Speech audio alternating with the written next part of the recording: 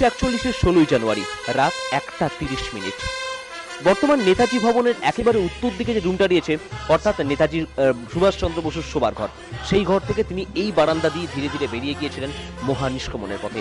আমরা এখানে তার কিছু নিদর্শন দেখতে পাবো, ইতিহাসের ছাপ দেখতে পাবো। এই হচ্ছে নেতাজি সুভাষচন্দ্র বসুর সেই পায়ের ছাপ, অর্থাৎ এই পথ ধরেই নেতাজি সুভাষচন্দ্র বসু ধীরে ধীরে মহানিষ্ক্রমণের পথে বেরিয়ে গিয়েছিলেন। 1941 16ই জানুয়ারি, তখন মধ্যরাত। শিশির কুমার বসুকে সঙ্গে করে নিয়ে এই পথ ধরেই বেরিয়ে গিয়েছিলেন নেতাজি সুভাষচন্দ্র বসু। আর এই পথেই প্রতিটি ছত্রে ছত্রে, প্রতিটি পলকে এই বারান্দার মধ্যে সেই ইতিহাসের ছোঁয়াকে আমরা উপলব্ধি করতে পারছি। আর এখানে দাঁড়িয়ে আমরা সেই বিষয়কে আরো একবার স্মরণ করতে পারছি, আরো একবার মনে রাখতে পারছি।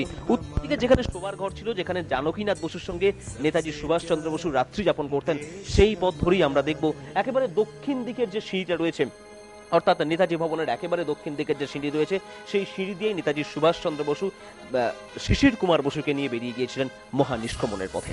সিঁড়ির একেবারে পাশেই রাখা আছে 4 চাকা গাড়ি। আফগানের ছদ্মবেশধারী নেতাজি ভাইপো শিশির কুমার বসু তখন গাড়ির চালক। রাতের অন্ধকারই গোরা পুলিশের চোখে ধুলো দিয়ে নেতাজি চললেন গ্যাংটং রোড ধরে গোমল স্টেশনের উদ্দেশ্যে। চোখে মুখে তখন পরাধীন দেশকে স্বাধীন করার সংকল্প।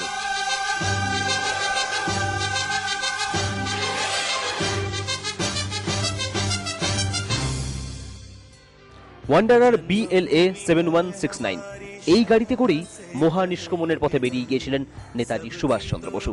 আর সেই গাড়ির চালক ছিলেন শিশির কুমার বসু। গোমো স্টেশন পর্যন্ত এই গাড়িতে করেই মহানিষ্ক্রমণের পথে বেরিয়েছিলেন ভারতের মহান মনীষী নেতাজি সুভাষচন্দ্র বসু।